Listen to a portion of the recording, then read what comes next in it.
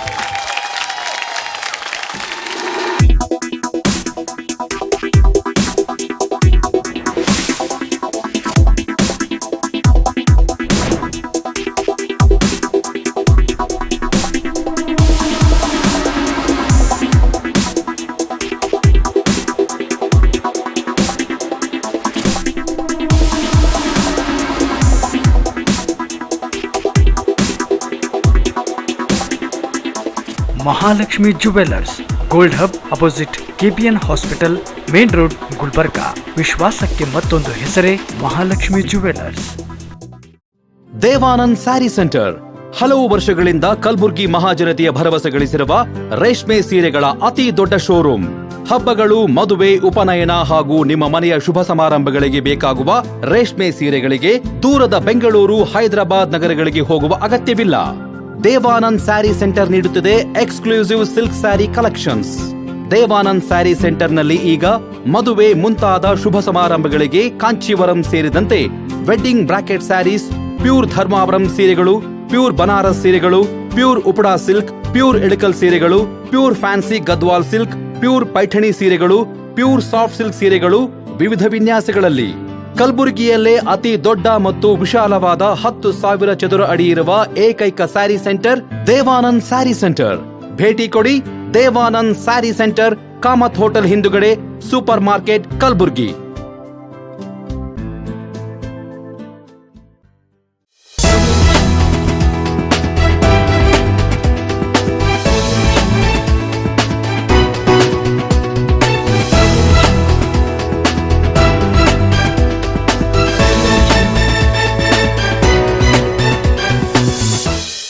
ನಮಸ್ಕಾರ, ಇನ್ ಗುಲ್ಬರ್ಗಾ ವಾರ್ತೆಗಳಿಗೆ ಸ್ವಾಗತ. ಮೊದಲಿಗೆ ಹೆಡ್ಲೈನ್ಸ್. ಡಾಕ್ಟರ್ ಎಂಎಸ್ ಸ್ವಾಮಿನಾಥನ್ ವರದಿ ಅನ್ವಯ ಎಲ್ಲಾ ಕೃಷಿ ಉತ್ಪನ್ನಗಳಿಗೆ ಕನಿಷ್ಠ ಬೆಂಬಲ ಬೆಲೆಯನ್ನು ಖಾತರಿಪಡಿಸುವ ಕಾನೂನು ಜಾರಿಗೊಳಿಸಬೇಕೆಂದು ರಾಷ್ಟ್ರೀಯ ಆಂದೋಲನ ಉದ್ಘಾಟಿಸಿದ ಸಂಯುಕ್ತ ಕಿಸಾನ್ ಮೋರ್ಚಾದ ರಾಷ್ಟ್ರೀಯ ನಾಯಕ ಯೋಗೇಂದ್ರ ಯಾದವ್. ಕಲಬುರಗಿ ನಗರ ಸ್ವಚ್ಛತೆಯಲ್ಲಿ ಪಾಲಿಕೆಯ ಪೌರ ಕಾರ್ಮಿಕರ ಪಾತ್ರ ಪ್ರಮುಖವಾಗಿದೆ. ದಯಾನಂದ್ ಪಾಟೀಲ್ ಶ್ಲಾಘನೆ. ಸಮಾಜ ಕಲ್ಯಾಣ ಇಲಾಖೆಯಿಂದ ವಿದ್ಯಾರ್ಥಿಗಳ ವಸತಿ ನಿಲಯ ಕಲ್ಪಿಸಲು ವಿಳಂಬ ಮಾಡುತ್ತಿರುವ ಇಲಾಖೆ ವಿರುದ್ಧ all India democratic students organisation ಆಕ್ರೋಶ. ಈಗ ವಾರ್ತೆಗಳ ವಿವರ. ಡಾಕ್ಟರ್ ಎಂಎಸ್ ಸ್ವಾಮಿನಾಥನ್ ವರದಿ ಅನ್ವಯ ಎಲ್ಲಾ ಕೃಷಿ ಉತ್ಪನ್ನಗಳಿಗೆ ಕನಿಷ್ಠ ಬೆಂಬಲ ಬೆಲೆಯನ್ನು ಖಾತರಿಪಡಿಸುವ ಕಾನೂನನ್ನು ರೂಪಿಸಬೇಕೆಂದು ರೈತರು ಪ್ರಮುಖ ಬೇಡಿಕೆಯಾಗಿದ್ದು, ಸರ್ಕಾರ ಇದನ್ನು ಜಾರಿಗೆ ತರಬೇಕೆಂದು ಒತ್ತಾಯಿಸಿ ಸಂಯುಕ್ತ ಕಿಸಾನ್ ಮೋರ್ಚಾದ ರಾಷ್ಟ್ರೀಯ ನಾಯಕ ಯೋಗೇಂದ್ರ ಯಾದವ್ ಅವರು ಆಂದೋಲನವನ್ನು ಉದ್ಘಾಟಿಸಿದರು.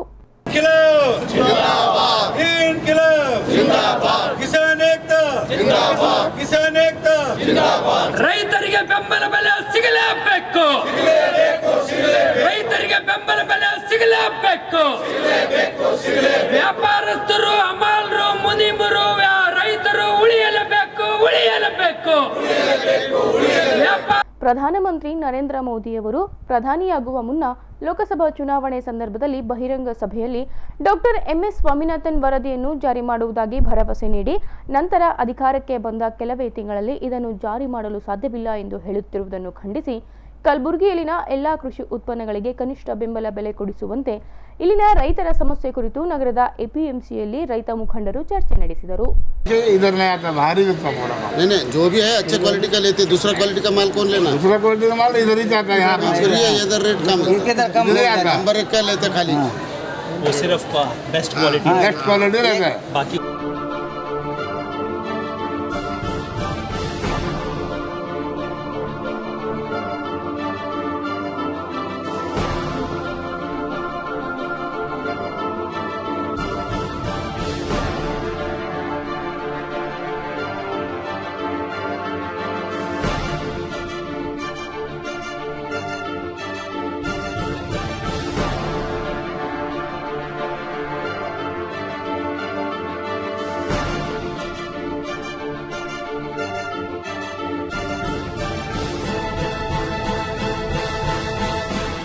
आप बोल रहे हैं कि इस मार्केट में मार्केट के अगर रेट कम रहा है, ज़्यादा रहा तो अगर कम रहा है ना, उससे ज़्यादा ऑलरेडी वो MSP डिक्लेयर किया है ना। हाँ, तो इसीलिए मैं कह रहा हूँ किसान को वो MSP क्यों नहीं मिल रहा। कल इस मार्केट में वहाँ पे जाके बेचे तो मिलेगा ना सर, मार्केट यहाँ पे में जब प्राइस कम डाउन हो जाता है, जब MSP अनाउंस कर रहे हैं ना, जब MSP 6 महीना पहले अनाउंस हो चुका है और एक भी किसान MSP 6 महीना पहले अनाउंस हो चुका है।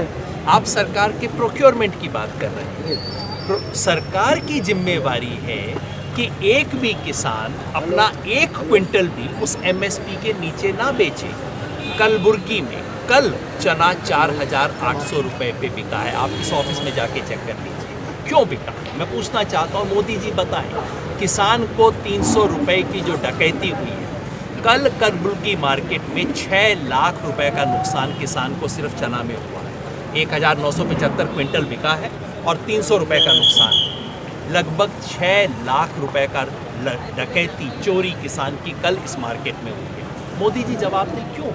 वो कहते हैं MSP थी है रहेगी, तो क्यों नहीं मिलती किसान को। मैं तो ये पूछने के यही है जब मार्केट में ಈ ಸಂದರ್ಭದಲ್ಲಿ Amarnath Patil, K Neela, HV Divakar, Nagendra Badagalpur, AB Hosamani, Prakash Kamaradi, Shanbasappa Mansetti ಸೇರಿದಂತೆ ಇನ್ನಿತರೆ ಪ್ರಮುಖ ಹೋರಾಟಗಾರರು ಭಾಗವಹಿಸಿದ್ದರು.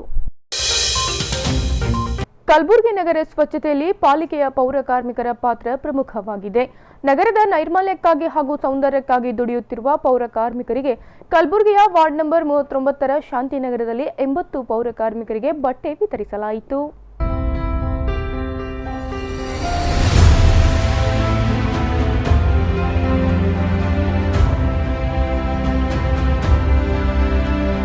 ನಗರದ ಸ್ವಚ್ಛತೆ ಕಾಪಾಡುವ ಮೂಲಕ ಆರೋಗ್ಯಕರವಾದ ವಾತಾವರಣ ನಿರ್ಮಿಸುವ ಪೌರ ಕಾರ್ಮಿಕರ ಸೇವೆ ನಿಜಕ್ಕೂ ಶ್ಲಾಘನೀಯ ಎಂದು ಮಾತನಾಡಿದ ದಯಾನಂದ್ ಪಾಟೀಲ್ ಅವರು, ಎಲ್ಲಿ ಸ್ವಚ್ಛವಿರುತ್ತೋ ಅಲ್ಲಿ ದೇವರು ನೆಲೆಸುತ್ತಾನೆ ಎನ್ನುತ್ತಾರೆ. ಅಂತಹ ಕಾರ್ಯವನ್ನು ನಮ್ಮ ಪೌರ ಕಾರ್ಮಿಕರು ಮಾಡುತ್ತಿದ್ದಾರೆ. ಪೌರ ಕಾರ್ಮಿಕರಿಗೆ ಯಾವುದೇ ಸಮಸ್ಯೆ ಉಂಟಾದರೆ ಸಮಸ್ಯೆ ಬಗೆಹರಿಸೋಣ. ಅದರಂತೆ ನಮ್ಮ ಕಲಬುರಗಿ ನಗರವನ್ನು ಸ್ವಚ್ಛವನ್ನಾಗಿಸಲು ಪ್ರತಿಯೊಬ್ಬರು ಪಾಲಿಕೆಯೊಂದಿಗೆ ಕೈಜೋಡಿಸಬೇಕು ಎಂದರು. ಆದ್ಮೇಲೆ ನೀವೆಲ್ಲ ತಿಳಿದ ಹಾಗೆ ಎಲ್ಲಿ ಸ್ವಚ್ಛತೆಯೋ ಅಲ್ಲಿ ದೇವರು ವಾಸ ಮಾಡ್ತಾನೆ, ಎಲ್ಲಿ ಸ್ವಚ್ಛತೆ ಇದೆಯೋ ಅಲ್ಲಿ ದೇವರು ನೆಲೆಸ್ತಾನೆ ಅಂತ ಹೇಳ್ತೀವಿ. ಸೊ ದೇವರು ನೆಲೆಸಕ್ಕೆ ಸ್ಥಾನ ಮಾಡಿಕೊಡೋರು ನೀವೆಲ್ಲ ನಮ್ಮ ಪೌರ ಕಾರ್ಮಿಕರು. ಆದ್ಮೇಲೆ ಇದೇ ಅಂಗವಾಗಿ ನಾವು ತಮ್ಗೆಲ್ಲರಿಗೂ ಕೂಡ ಈ ಕೆಲಸ ಪ್ರಾರಂಭ ಮಾಡುವುದಕ್ಕಿಂತ ಮುಂಚೆನೆ ತಮಗೆ ಒಂದು ಸನ್ಮಾನ, ತಮಗೊಂದು ಅಫ್ರಾನ್, ಬಿಸಿಲು ಬೇಸಿಗೆ ಬಂದಿರೋ ಕಾರಣ ಒಂದು ಕ್ಯಾಪ್ ಇದೆ, ಜೊತೆಗೆ ಒಂದು ಟವಲ್ಲು ಮತ್ತು ಇನ್ನಿತರ ವಸ್ತುಗಳನ್ನು ನಿಮ್ಗೆ ನೀಡಲಾಗ್ತದೆ. ಇದು ನಿಮಗೆ ಸುಮ್ಮನೆ, ಬಟ್ ಆದರೂ ಕೂಡ ನಾನು ಹೇಳ್ದಲ್ಲ, ದೇವರನ್ನು ನೆಲೆಸುವ ಜಾಗ ಮಾಡ್ತಕ್ಕಂಥವ್ರು ನೀವು ಪೌರ ಕಾರ್ಮಿಕರು. ಸೊ ಇಂಥ ಒಂದು ಒಳ್ಳೆ ಕಾರ್ಯ ಹೇಗೆ ಮಾಡಬೇಕು ಸೇವೆ ಅಂದರೆ, ನೀವು ಮಾಡ್ತಾ ಇರೋ ಸೇವೆ ಭಗವಂತ ಮೆಚ್ಚಬೇಕು, ಜನ ಮೆಚ್ಚಲಿ ಬಿಡಲಿ, ಭಗವಂತ ಮೆಚ್ಚಬೇಕು. ಆ ಥರ ನೀವು ಕಸ ಹೊಡೀರಿ, ನಾಲಿ ಕ್ಲೀನ್ ಮಾಡ್ರಿ, ಏನು ಬರ್ತದೆ ಅದನ್ನು ಮಾಡ್ರಿ, ಮಷಿನ್ಗಳನ್ನು ಉಪಯೋಗ ಮಾಡ್ರಿ, ಹೌದಾ? ಸೊ ನಿಮ್ಗೆ ಏನಾದರೂ ತೊಂದರೆ ಬಂದರೂ ಕೂಡ, ಆರೋಗ್ಯದ ವಿಷಯ ಬಂದರೂ ಕೂಡ ಮಹಾನಗರ ಪಾಲಿಕೆಯವರು ಇದ್ದಾರೆ ನಿಮ್ಮ ಜೊತೆಗೆ. ಕರೋನಾ ಸಮಯದಲ್ಲಿಯೂ ಕೂಡ ನೀವು ಸಾಕಷ್ಟು ಕೆಲಸ ಮಾಡಿದ್ರಿ. ನಿಮ್ಮ ಎಲ್ಲಗಳಿಗೂ ಕೂಡ ನಾವು ಸನ್ಮಾನ ಕೂಡ ಕರೋನಾ ಸಮಯದಲ್ಲೂ ಮಾಡಿದ್ದೀವಿ, ಹೌದಾ? ಹಾಗೇನೆ ನಿಮ್ಮ ಸೇವೆ ಭಗವಂತ ಮೆಚ್ತಾನೆ. ನಿಯತ್ತಾಗಿ ಸಮಯಕ್ಕೆ ಸರಿಯಾಗಿ ಬನ್ನಿ, ಕೆಲಸ ಮಾಡ್ರಿ. ಸುಮ್ಮನೆ ಅಲ್ಲಿ ಕೂತು ಸಮಯ ಕಳೆಯದೆ ನಮ್ಮ ಗುಲ್ಬರ್ಗ ಅಂದರೆ ಕಲಬುರಗಿ ನಗರ ಬಹಳ ಸ್ವಚ್ಛತೆಯಿಂದ ಇರಲಿ. ಹೋದ ಸಾರಿ 312ನೇ ರ್ಯಾಂಕ್ ಬಂದಿತ್ತು ನಮ್ಮ ಕಲಬುರಗಿ. ಈ ಸಾರಿ ಪ್ರಥಮ ರ್ಯಾಂಕ್ಗೆ ನಾವು ನೀವೆಲ್ಲ ಕೈ ಜೋಡಿಸಿ ಕೆಲಸ ಮಾಡೋಣ ಅಂತ ಹೇಳ್ತೀನಿ. ಆದ್ಮೇಲೆ ಕಾರ್ಯಕ್ರಮದಲ್ಲಿ ಮುನಾಫ್ ಪಟೇಲ್, ಸುಷ್ಮಾ ಸಾಗರ್, ಪ್ರಕಾಶ್ ಪಾಟೀಲ್ ಉಪಸ್ಥಿತರಿದ್ದರು. ಸಮಾಜ ಕಲ್ಯಾಣ ಇಲಾಖೆಯಿಂದ ವಿದ್ಯಾರ್ಥಿಗಳಿಗಾಗಿ ವಸತಿ ನಿಲಯ ವ್ಯವಸ್ಥೆ ಮಾಡುವ ಸಮಾಜ ಕಲ್ಯಾಣ ಇಲಾಖೆ 3 ವಾರದಿಂದ 4 ವಾರ ಕಳೆದರೂ ವಸತಿ ವ್ಯವಸ್ಥೆ ಮಾಡುವ ಕುರಿತು ಪಟ್ಟಿ ಬಿಡುಗಡೆ ಮಾಡದಿರುವುದನ್ನು ಖಂಡಿಸಿ all India democratic students organisation ಸಮಾಜ ಕಲ್ಯಾಣ ಇಲಾಖೆ ಎದುರುಗಡೆ ಪ್ರತಿಭಟಿಸಿತು.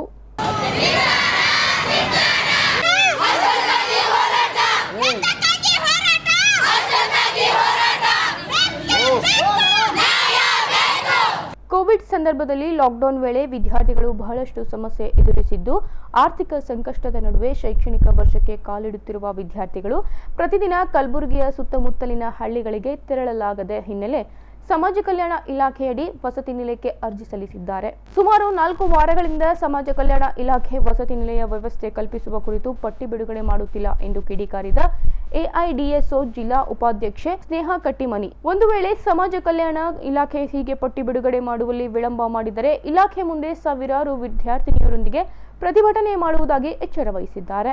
ಏನು ಕೋವಿಡ್ ಪೀರಿಯಡ್ ಅಲ್ಲಿ ವಿದ್ಯಾರ್ಥಿಗಳಿಗೆ ಒಂದಾದ್ಮೇಲೆ ಒಂದು ನೀವು ಕರಾಳ ನೀತಿಗಳನ್ನು ತಗೊಂಡ್ಬರ್ತಾ ಇದ್ದೀರಾ. ಜೊತೆಗೆ ಇವತ್ತು ಸರ್ಕಾರ 1 ತಿಂಗಳಾಯಿತು, ಎಸ್ಪೆಷಲಿ ಸಮಾಜ ಕಲ್ಯಾಣ ಇಲಾಖೆಯಿಂದ ಏನು ಹಾಸ್ಟೆಲ್ ಬಿಡುಗಡೆ ಮಾಡಬೇಕಿತ್ತು ವಿದ್ಯಾರ್ಥಿಗಳಿಗೆ, 1 ತಿಂಗಳು ಮುಂಚೆನೇ ನೀವು ಪಟ್ಟಿ ಏನು ಆನ್ಲೈನ್ ಅಪ್ಲಿಕೇಶನ್ ಓಪನ್ ಮಾಡಿದ್ದೀರಾ.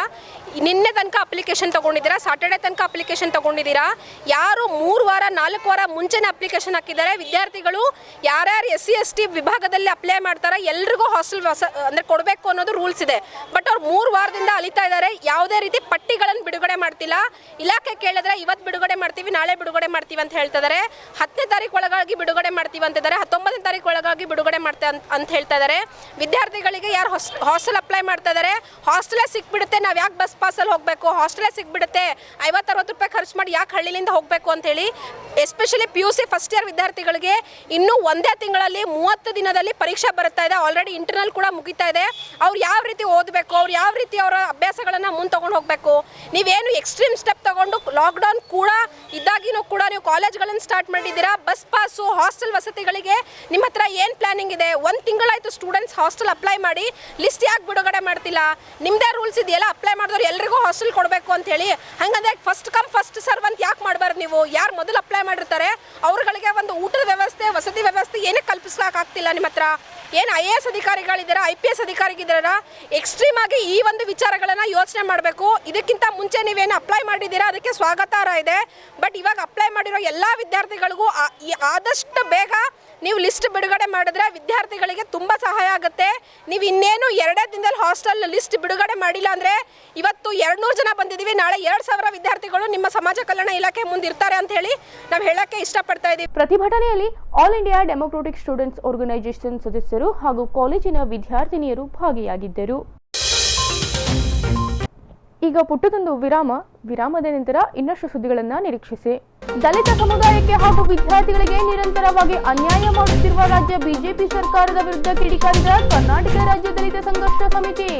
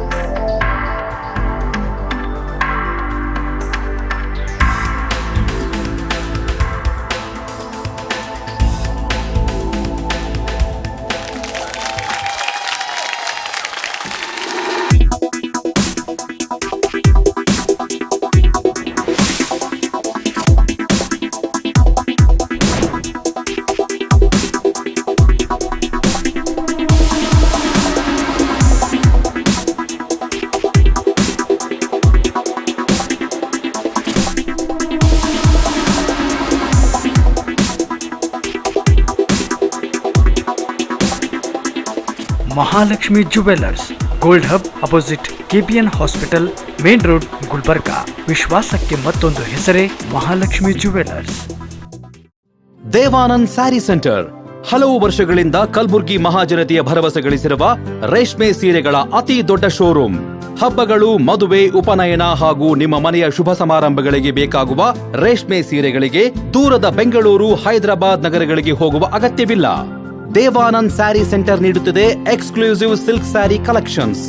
ದೇವಾನಂದ್ ಸ್ಯಾರಿ ಸೆಂಟರ್ನಲ್ಲಿ ಈಗ ಮದುವೆ ಮುಂತಾದ ಶುಭ ಸಮಾರಂಭಗಳಿಗೆ ಕಾಂಚೀವರಂ ಸೇರಿದಂತೆ wedding brocade saris, pure Dharmavaram ಸೀರೆಗಳು, ಪ್ಯೂರ್ ಬನಾರಸ್ ಸೀರೆಗಳು, pure Uppada silk, pure Ilkal ಸೀರೆಗಳು, pure fancy Gadwal silk, pure Paithani ಸೀರೆಗಳು, ಪ್ಯೂರ್ ಸಾಫ್ಟ್ ಸಿಲ್ಕ್ ಸೀರೆಗಳು ವಿವಿಧ ವಿನ್ಯಾಸಗಳಲ್ಲಿ. ಕಲಬುರಗಿಯಲ್ಲೇ ಅತಿ ದೊಡ್ಡ ಮತ್ತು ವಿಶಾಲವಾದ 10,000 ಚದುರ ಅಡಿ ಇರುವ ಏಕೈಕ ಸ್ಯಾರಿ ಸೆಂಟರ್ ದೇವಾನಂದ್ ಸ್ಯಾರಿ ಸೆಂಟರ್. ಭೇಟಿ ಕೊಡಿ ದೇವಾನಂದ್ ಸ್ಯಾರಿ ಸೆಂಟರ್, ಕಾಮತ್ ಹೋಟೆಲ್ ಹಿಂದುಗಡೆ, ಸೂಪರ್ ಮಾರ್ಕೆಟ್, ಕಲಬುರ್ಗಿ.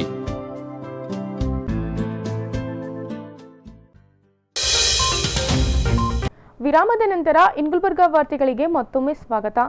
ದಲಿತ ಸಮುದಾಯಕ್ಕೆ ಹಾಗೂ ವಿದ್ಯಾರ್ಥಿಗಳಿಗೆ ನಿರಂತರವಾಗಿ ಅನ್ಯಾಯ ಮಾಡುತ್ತಿರುವ ರಾಜ್ಯ ಬಿಜೆಪಿ ಸರ್ಕಾರದ ವಿರುದ್ಧ ಕರ್ನಾಟಕ ರಾಜ್ಯ ದಲಿತ ಸಂಘರ್ಷ ಸಮಿತಿ ಪ್ರತಿಭಟಿಸಿತು. ಹೋರಾಟ ನ್ಯಾಯಕ್ಕಾಗಿ ಹೋರಾಟ ಎತ್ತಕ್ಕಾಗಿ ಹೋರಾಟ ನ್ಯಾಯಕ್ಕಾಗಿ ಹೋರಾಟ ಸರ್ಕಾರಕ್ಕೆ ಧಿಕ್ಕಾರ ಧಿಕ್ಕಾರ ಸರ್ಕಾರಕ್ಕೆ ಧಿಕ್ಕಾರ ಧಿಕ್ಕಾರ. ರಾಜ್ಯದ ಬಿಜೆಪಿ ಸರ್ಕಾರ ದಲಿತರಿಗೆ ಅನ್ಯಾಯ ಮಾಡುತ್ತಾ ಬಂದಿದ್ದು ಸಾಮಾಜಿಕ ಮತ್ತು ಶೈಕ್ಷಣಿಕವಾಗಿ ಹಿಂದುಳಿದ ಪರಿಶಿಷ್ಟ ಜಾತಿ ಮತ್ತು ಪಂಗಡದ ವಿದ್ಯಾರ್ಥಿಗಳಿಗೆ ವಿದ್ಯಾರ್ಥಿ ವೇತನ ಪಡೆಯಲು ಆದಾಯ ಮಿತಿಯನ್ನು ವಾರ್ಷಿಕ 2.5 ಲಕ್ಷಕ್ಕೆ ನಿಗದಿಪಡಿಸಿದೆ. ಮತ್ತೊಂದೆಡೆ ವಿದ್ಯಾರ್ಥಿ ವೇತನ ಪಡೆಯಲು ಸಾಮಾಜಿಕವಾಗಿ ಶೈಕ್ಷಣಿಕವಾಗಿ ಮುಂದುವರೆದ ಬ್ರಾಹ್ಮಣ ವಿದ್ಯಾರ್ಥಿಗಳಿಗೆ ವೇತನ ಪಡೆಯಲು ಆದಾಯ ಮಿತಿಯನ್ನು ವಾರ್ಷಿಕ 8 ಲಕ್ಷಕ್ಕೆ ಬ್ರಾಹ್ಮಣ ಅಭಿವೃದ್ಧಿ ಪ್ರಾಧಿಕಾರ ಪ್ರಕಟಿಸಿದೆ ಎಂದು ಮಾತನಾಡಿದ ಭೀಮ್ಶಾ ಖನ್ನಾ, ದಲಿತ ಸಮುದಾಯದ ವಿದ್ಯಾರ್ಥಿಗಳ ಏಳ್ಗೆಯಾಗಬೇಕಾದರೆ ಸರ್ಕಾರ ಮೆಟ್ರಿಕ್ ನಂತರದ ವಿದ್ಯಾರ್ಥಿ ವೇತನ ಮೊತ್ತವನ್ನು ವಾರ್ಷಿಕ 15,000 ಕೋಟಿಗೆ ಹೆಚ್ಚಿಸಬೇಕು. ಪರಿಶಿಷ್ಟ ಜಾತಿ ಪಂಗಡದ ಆದಾಯ ಮಿತಿಯನ್ನು ವಾರ್ಷಿಕ 15 ಲಕ್ಷ ರೂಪಾಯಿ ಹೆಚ್ಚಿಸಬೇಕು. ಮ್ಯಾನೇಜ್ಮೆಂಟ್ ಕೋಟಾದಲ್ಲಿ ಪ್ರವೇಶ ಪಡೆದ ದಲಿತ ವಿದ್ಯಾರ್ಥಿಗಳಿಗೆ ವಿದ್ಯಾರ್ಥಿ ವೇತನ ನೀಡಬೇಕು. ಬ್ಯಾಕ್ಲಾಗ್ ಹುದ್ದೆಗಳನ್ನು ಕೂಡಲೇ ಭರ್ತಿ ಮಾಡಬೇಕು. ಖಾಸಗಿ ಕ್ಷೇತ್ರದಲ್ಲಿ ಮೀಸಲಾತಿ ಅನುಗುಣವಾಗಿ ಹಾಸ್ಟೆಲ್ ಕಟ್ಟಡವನ್ನು ಹೆಚ್ಚಿಸಬೇಕು ಎಂದು ಇನ್ನಿತರೆ ಬೇಡಿಕೆಗಳನ್ನು ಈಡೇರಿಸುವಂತೆ ಆಗ್ರಹಿಸಿದರು. ಏನು ಸರ್ಕಾರ ಬಂದು ಹಿಡಿದು ದಲಿತ ವಿದ್ಯಾರ್ಥಿಗಳಿಗೆ ಮತ್ತು ದಲಿತ ಸಮುದಾಯಕ್ಕೆ ನಿರಂತರವಾಗಿ ಅನ್ಯಾಯ ಮಾಡ್ತಿದೆ. ಈ ಅನ್ಯಾಯವನ್ನು ಖಂಡಿಸಿ ಇವತ್ತು ಕಲಬುರಗಿ ಜಿಲ್ಲೆಯಲ್ಲಿ ಕರ್ನಾಟಕ ದಲಿತ ಸಂಘರ್ಷ ಸಮಿತಿ ವತಿಯಿಂದ ದಂಡಿ ಸತ್ಯಾಗ್ರಹವನ್ನು ಹಮ್ಮಿಕೊಳ್ಳಲಾಗಿದೆ. ಮತ್ತು ಪರಿಶಿಷ್ಟ ಜಾತಿ ಪರಿಶಿಷ್ಟ ಪಂಗಡಿಗೆ ಕೊಡ್ತಕ್ಕಂಥ ಅನುದಾನಗಳು ಸರ್ಕಾರ ಸಂಪೂರ್ಣವಾಗಿ ಕಡಿತ ಮಾಡಿದೆ. ಈ ದಲಿತ ವಿರೋಧ ನೀತಿಯನ್ನು ಯಡಿಯೂರಪ್ಪ ಸರ್ಕಾರ ಬಿಡಬೇಕು. ಒಂದು ವೇಳೆ ಇದೇ ರೀತಿ ನೀವು ಮುಂದುವರಿಸಿರಪ್ಪ ಅಂತಂದ್ರೆ ಇನ್ನೂ ಥರ ಉಗ್ರವಾದ ಹೋರಾಟ ಮಾಡಬೇಕಾಗುತ್ತೆ ಎಂದು ಕರ್ನಾಟಕ ದಲಿತ ಸಂಘರ್ಷ ಸಮಿತಿ ಸರ್ಕಾರಕ್ಕೆ ಇವತ್ತು ಎಚ್ಚರಿಕೆಯನ್ನು ಕೊಡ್ತಾ ಇದೆ. ಮಹದೇವ್ ಕೊಳ್ಕೂರ್, ನಾಗಪ್ಪ ವಳಕೇರಿ, ಧರ್ಮಣ್ಣ ಇಟಗಿ, ಬಾಬು ಪರ್ಸುನ್, ಭೂಪಾಲ್ ತೆಗ್ನೂರ್ ಸೇರಿದಂತೆ ಸಮಿತಿಯ ಇನ್ನಿತರೆ ಸದಸ್ಯರು ಪಾಲ್ಗೊಂಡಿದ್ದರು. ಶೈಕ್ಷಣಿಕ ಸಾಮಾಜಿಕವಾಗಿ ಕ್ರಿಯಾಶೀಲ ಚಿಂತಕರಾಗಿದ್ದ ಪ್ರೊಫೆಸರ್ ಎಸ್ ಅಲ್ಗೂರ್ ಅವರು ರಾಜ್ಯಾದ್ಯಂತ ಶಿಷ್ಯ ಬಳಗ ಹೊಂದಿರುವ ಹಿನ್ನೆಲೆ ಕ್ರಿಯಾಚಿಂತಕ ರಾಜ್ಯ ಮಟ್ಟದ ಪ್ರಶಸ್ತಿಯನ್ನು ಶೈಕ್ಷಣಿಕ ಸಾಮಾಜಿಕ ಹಾಗೂ ಸಾಹಿತ್ಯಿಕವಾಗಿ ಸಾಧನೆಗೈದ ಸಾಧಕರಿಗೆ ಗೌರವ ಪ್ರಶಸ್ತಿ ನೀಡುವ ಕಾರ್ಯಕ್ರಮ ಆಯೋಜಿಸಲಾಗಿದೆ ಎಂದು ಆರ್ಕೆ ಹುಡುಗಿ ತಿಳಿಸಿದ್ದಾರೆ. ಕಲಬುರಗಿಯ ಪ್ರೊಫೆಸರ್ ಎಸ್ ಅಲ್ಗೂರ್ ಪ್ರತಿಷ್ಠಾನ ವತಿಯಿಂದ ಪ್ರೊಫೆಸರ್ ಎಸ್ ಅಲ್ಗೂರ್ ಹಾಗೂ ಈಶ್ವರಯ್ಯ ಮಠ್ ಅವರ ಜನ್ಮದಿನದ ಅಂಗವಾಗಿ ಮಾರ್ಚ್ 7ರಂದು ಯಾದಗಿರಿ ಜಿಲ್ಲೆಯ ಸುರಪೂರು ತಾಲೂಕಿನ ಯಕ್ತಾಪುರ್ ಗ್ರಾಮದ ಗುತ್ತಿ ಬಸವಣ್ಣ ದೇವಸ್ಥಾನದ ಆವರಣದಲ್ಲಿ ಕ್ರಿಯಾಚಿಂತಕ ರಾಜ್ಯಮಟ್ಟದ ಪ್ರಶಸ್ತಿ ಪ್ರದಾನ ಕಾರ್ಯಕ್ರಮ ಹಮ್ಮಿಕೊಂಡಿದ್ದೇವೆ ಎಂದು ಮಾತನಾಡಿದ ಆರ್ಕೆ ಹುಡುಗಿ, ಕಳೆದ ವರ್ಷ ಹೊಸತು ಮಾಸಪತ್ರಿಕೆಯ ಸಂಪಾದಕ, ಹೋರಾಟಗಾರ, ಸಾಹಿತಿ ಸಿದ್ದನಗೌಡ ಪಾಟೀಲ್ ಅವರಿಗೆ ಕ್ರಿಯಾಚಿಂತಕ ಪ್ರಶಸ್ತಿ ನೀಡಿ ಗೌರವಿಸಲಾಗಿತ್ತು. ಈ ವರ್ಷ ಪ್ರೊಫೆಸರ್ ಎಸ್ ಅಲ್ಗೂರ್ ಕ್ರಿಯಾಚಿಂತಕ ರಾಜ್ಯ ಮಟ್ಟದ ಪ್ರಶಸ್ತಿಯನ್ನು ಮತ್ತು ನಗದು ಬಹುಮಾನವನ್ನು ಕಲ್ಯಾಣ ಕರ್ನಾಟಕ ಭಾಗದ ಡಾಕ್ಟರ್ ಈಶ್ವರಯ್ಯ ಮಠ್ ಅವರಿಗೆ ಪುರಸ್ಕಾರ ಪ್ರದಾನ ಮಾಡಲಾಗುವುದು ಎಂದರು. ಹೈದರಾಬಾದ್ ಕರ್ನಾಟಕದ ಭಾಳ ಮಹತ್ವದ ಚಿಂತಕರು, ಲೇಖಕರು ಮತ್ತು ಅಪಾರ ವಿದ್ಯಾರ್ಥಿ ಮಿತ್ರರನ್ನು ಹೊಂದಿದಂಥ ಪ್ರೊಫೆಸರ್ ಆಲ್ಗೂರ್ ಅವರು ಈ ಭಾಗದಲ್ಲಿ ಅನೇಕ ಜನ ವಿಚಾರವಾದಿಗಳನ್ನು ಸೃಷ್ಟಿಸಿದ್ದಾರೆ. ಮತ್ತು ಸುಮಾರು ಒಂದು 35ರಿಂದ 40 ವರ್ಷಗಳವರೆಗೆ ಬೀದರ್ದಿಂದ ಬಳ್ಳಾರಿಯವರೆಗೂ ಎಲ್ಲ ಜಿಲ್ಲೆಗಳಲ್ಲಿ ಜನಮಾನಸವನ್ನು ರೂಪಿಸ್ತಕ್ಕಂಥ ಜನಪರವಾದಂಥ ನಿಲುವನ್ನು ಸೃಷ್ಟಿಸಿ ಅದನ್ನು ಜನತೆಯ ಮನಕ್ಕೂ ಮುಟ್ಟಿಸ್ತಕ್ಕಂಥ ಮಹತ್ತರ ಕೆಲಸ ಮಾಡಿದಂಥ ಪ್ರಾಧ್ಯಾಪಕರು ಪ್ರೊಫೆಸರ್ ಎಸ್ ಆಲ್ಗೂರ್ ಅವರು ಆಗಿದ್ದರು. ಕೆಲವು ವರ್ಷಗಳ ಹಿಂದೆ ಅವರು ನಮ್ಮನ್ನು ಅಗಲಿದ ಮೇಲೆ ಅವರ ನೆನಪಿಗಾಗಿ ಮತ್ತು ಅವರು ಪ್ರಚುರಪಡಿಸಿದಂಥ ವಿಚಾರಗಳ ಮುನ್ನಡೆಗಾಗಿ ಏನಾದರೂ ಮಾಡಬೇಕು ಅಂಥೇಳಿ ಕಲಬುರಗಿಯಲ್ಲಿಯ ಅವರ ಹಿತಚಿಂತಕರು, ಅವರ ಅನುಯಾಯಿಗಳು, ಅವರಿಂದ ಪ್ರಭಾವಿತರಾದವರು ಅನೇಕ ಜನರು ಕೂಡಿಕೊಂಡು ಪ್ರೊಫೆಸರ್ ಎಸ್ ಆಲ್ಗೂರ್ ಅವರ ನೆನಪಿಗಾಗಿ ಒಂದು ಟ್ರಸ್ಟನ್ನು ಸ್ಥಾಪನೆ ಮಾಡಿದರು. ಆ ಟ್ರಸ್ಟಿನ ಪರವಾಗಿ ಪ್ರತಿ ವರ್ಷ ರಾಜ್ಯ ಮಟ್ಟದ ಒಂದು ಪ್ರಶಸ್ತಿಯನ್ನು ಕೊಡಬೇಕು ಅಂತ ನಿರ್ಧರಿಸಿದರು. ಆ ನಿರ್ಧಾರದ ಅಂಗವಾಗಿ ಹೋದ ವರ್ಷ ನಾಡಿನ ಚಿಂತಕರು ಮತ್ತು ಪ್ರಗತಿಪರ ಲೇಖಕರು ಆಗಿರುವ ಸಿದ್ದನಗೌಡ ಪಾಟೀಲರಿಗೆ ಆ ಪ್ರಶಸ್ತಿಯನ್ನು ನಾವು ಕೊಟ್ಟಿದ್ದೆವು. ಈ ಪ್ರಶಸ್ತಿಗೆ ಕ್ರಿಯಾಚಿಂತಕ ಅಂತ ಹೆಸರು ಕೊಟ್ಟದ್ದು. ಯಾಕೆ ಅಂತಂದರೆ ಆಲ್ಗೂರ್ ಅವರು ಕೇವಲ ಆರ್ಮ್ಚೇರ್ ಫಿಲಾಸಫರ್ ಆಗಿರಲಿಲ್ಲ, ಕೇವಲ ಚಿಂತಕರಾಗಿರಲಿಲ್ಲ, ಅವರು ಕ್ರಿಯಾಶೀಲವಾದಂಥ ಒಬ್ಬ ಹೋರಾಟಗಾರರು ಕೂಡ ಆಗಿದ್ದರು. ಹೀಗಾಗಿ ಅವರ ನೆನಪಿಗಾಗಿ ಪ್ರತಿಷ್ಠಾಪಿಸಲಾಗಿರುವ ಈ ಪ್ರಶಸ್ತಿಗೆ ನಾವು ಕ್ರಿಯಾಚಿಂತಕ ಅನ್ನೋ ಹೆಸರನ್ನು ಕೊಟ್ಟಿದ್ದೆವು. ಸಾಮಾನ್ಯವಾಗಿ ಈ ಪ್ರಶಸ್ತಿಗೆ ಆಯ್ಕೆ ಮಾಡಲಾಗುವ ಮಾನದಂಡಗಳೇನು ಅಂತಂದರೆ ಆ ವ್ಯಕ್ತಿ ಜನಪರ, ಪ್ರಗತಿಪರ, ಆ್ಯಕ್ಟಿವಿಸ್ಟ್ ಆಗಿರಬೇಕು, ಚಿಂತಕ ಆಗಿರಬೇಕು, ಮತ್ತು ಕ್ರಿಯಾಶೀಲತೆಯ ಜೊತೆಗೆ ಆತ ಲೇಖಕನೂ ಆಗಿರಬೇಕು, ಆಂದೋಲನದಲ್ಲಿ ಪಾಲ್ಗೊಳ್ತಕ್ಕಂಥ ಒಬ್ಬ ಸಕ್ರಿಯ ವ್ಯಕ್ತಿಯೂ ಆಗಿರಬೇಕು. ಇಂಥ ವ್ಯಕ್ತಿಗಳನ್ನು ನಾವು ಸೆಲೆಕ್ಟ್ ಮಾಡ್ತಾಯಿದ್ದೀವಿ. ಪತ್ರಿಕಾಗೋಷ್ಠಿಯಲ್ಲಿ Dasharath S Inamdar, professor L Hittin, doctor T D. Raj ಉಪಸ್ಥಿತರಿದ್ದರು. ಕಲಬುರಗಿಯ ಇಂದಿನ ಹವಾಮಾನ ಹೀಗಿದೆ. ಕಲಬುರಗಿಯಲ್ಲಿ ಇಂದು ಗರಿಷ್ಠ 38 ಡಿಗ್ರಿ ಸೆಲ್ಸಿಯಸ್, ಕನಿಷ್ಠ 18 ಡಿಗ್ರಿ ಸೆಲ್ಸಿಯಸ್ ಉಷ್ಣಾಂಶ ದಾಖಲಾಗಿದೆ.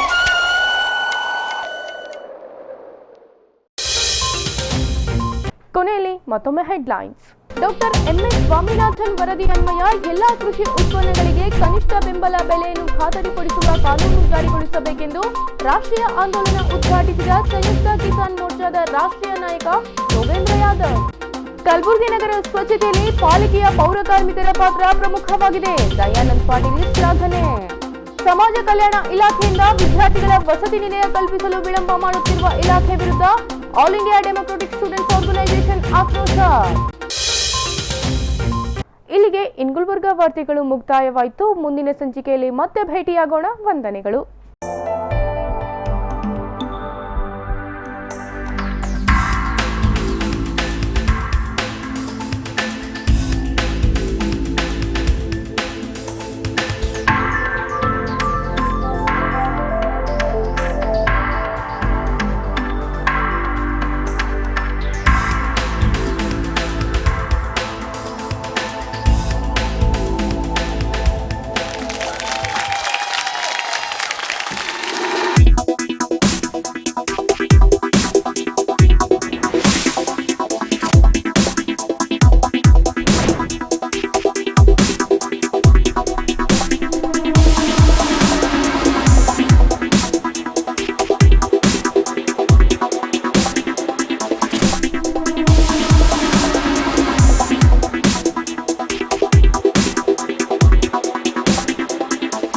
Mahalakshmi jewellers, gold hub opposite KPN hospital, main road, Gulbarga.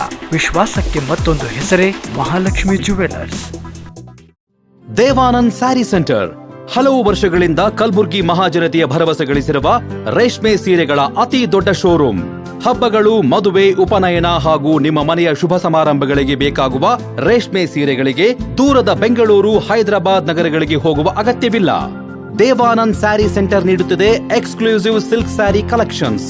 Devanand sari ಸೆಂಟರ್ನಲ್ಲಿ ಈಗ ಮದುವೆ ಮುಂತಾದ ಶುಭ ಸಮಾರಂಭಗಳಿಗೆ ಕಾಂಚೀವರಂ ಸೇರಿದಂತೆ wedding brocade saris, pure Dharmavaram ಸೀರೆಗಳು, ಪ್ಯೂರ್ ಬನಾರಸ್ ಸೀರೆಗಳು, pure Uppada silk, pure Ilkal ಸೀರೆಗಳು, pure fancy Gadwal silk, pure Paithani ಸೀರೆಗಳು, ಪ್ಯೂರ್ ಸಾಫ್ಟ್ ಸಿಲ್ಕ್ ಸೀರೆಗಳು ವಿವಿಧ ವಿನ್ಯಾಸಗಳಲ್ಲಿ.